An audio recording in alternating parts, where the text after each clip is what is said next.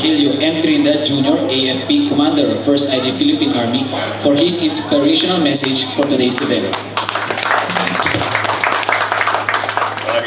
Maraming salamat. Unang-una, ako'y nagpapasalamat sa mga taga-Kayakukan sa paanyaya na maging isa sa inyong mga panahuin ngayon sa caravan na inilunsad ng ating mga various non-government organization at saka doon kay Colonel Perez. Unang-una, may pati ko muna ang ating kagalang-galang na party list representative, the Honorable Siti Dalia Ataman, the Honorable Mayor Martin Maturan, and of course, the former Mayor, Honorable Joel Maturan. Of course, ang ating mga partners, NGOs, kaya po nung sana mabanggit ko lahat. Unang-una, yung Anak Mindanao na pinamumunuan ng ating mahal na representative. Of course, the Non-Violent Peace Force na pinamumunahan ni Miss Hasmin Teodoro.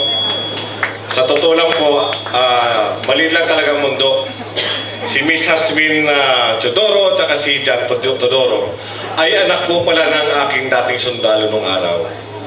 Kung nung araw, kung kami ay nakikitigma, I'm happy to know that medyo nagbago ng landas. Kayo ngayon ay for peace na kayo ngayon. And ibig sabihin yung improvement of the race, ika nga. So I would like also to acknowledge yung Pinay Kilos, Project Banig, I Can Make a Difference, the Yellow Boat Foundation, yung Magdila Foundation na nandun kanina sa labas, and of course yung ating member from the media, si Julie. Sa ating mga kababayan dito sa Kayakukan, magandang umaga po sa atin lahat. Unang-una, ako'y nagpapasalamat. Ika nga, sabi ko doon sa paanyaya na binigay nyo sa amin.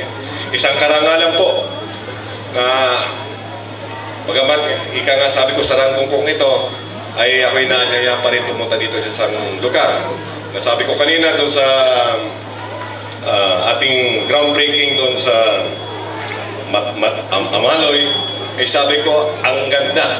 The first time na unang punta ko rito, naka-chopper ako, at nakita ko yung kagandahan ng paligid, and I say yung, ika nga, yung ingat yaman ng ating lugar, yung dagat, ng ating mga rubber plantation, coconut plantation. At sabi ko sa susunod, kung ako yan na yan, siguro I will enjoy more na may travel ako by land. So ako'y napapasalamat na naanyayanin dito na makadalo sa inyong caravan.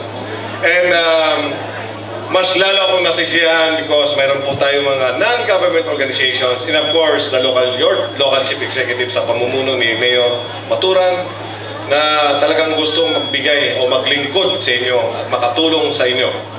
So ito po hinahanap po natin sa aming bayanihan na sana hindi naman po lahat ay nasa pamahalan ang magbigay ng serbisyo, kundi ganun din yung mga well-meaning organizations, gaya ng mga nasabi yung nabanggit kanina mga non-government organizations na bukas ang loob at puso na makapaglingkod sa ating mga kapwa Pilipino.